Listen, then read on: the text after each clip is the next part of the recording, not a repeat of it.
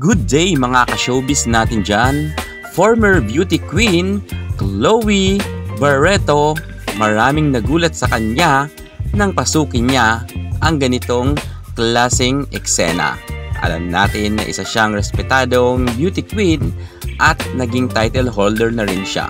2 beses na rin siyang lumaban sa Patimpalak at sinerte rin naman siyang nananalo.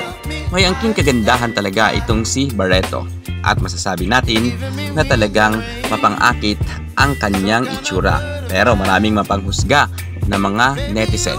Ngayon ating kikilalanin at sisilipin kung sino ang bagong pantasya ngayon ng mga kalalakihan. Kaya't kung bago ka muna sa aking YouTube channel, huwag kalimutan mag-subscribe. I-click ang ating notification bell para lagi kang updated sa lahat ng issue sa showbiz. Susunod na!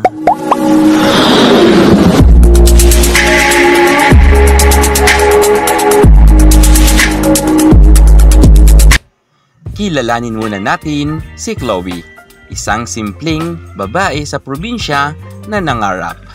Simple lang ang buhay nila noon at mahirap talaga dahil nasa probinsya sila. At hindi ganon, aranya ang buhay nila at minsan nga ay salat rin sila sa pagkain. Kung kaya ipinangako nga ni Chloe sa kanyang family na hindi na sila magugutom. At ng pagtungtong niya nga dito sa Maynila ay dito nga siya nakipagsapalaran.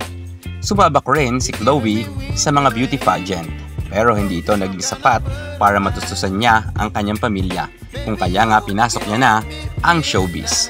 Dito nakilala nga si Chloe dahil may angkin naman siyang kagandahan at mabilis niya nga napasok ang showbiz. Pero ito ay isang showbiz ng pagpapasexy. Alam natin na walang takot itong si Chloe at kaya niya ibuyang-yang ang lahat para lamang sa eksena.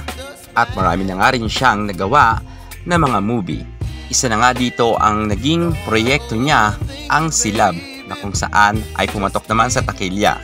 At isa pa nga ang Palaban na tahan na isang sexy films at mga bigatin ang kanyang mga nakasama dyan na mga artista at The Influencer at anak ng macho dancer.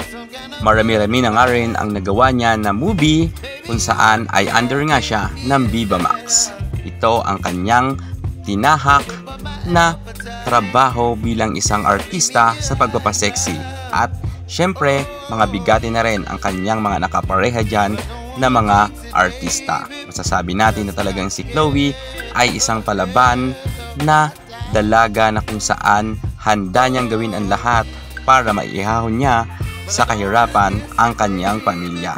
At marami pa tayong mga susubaybayan sa kanya dahil isa na nga siya ngayon sa mga sikat na mga sexy actress na kung at ngayong 2023 marami pa tayong aabangan na kanyang mga bagong proyekto na lalabas. Suportahan natin ang bagong fantasya ng mga kalalakihan, si Chloe Barreto.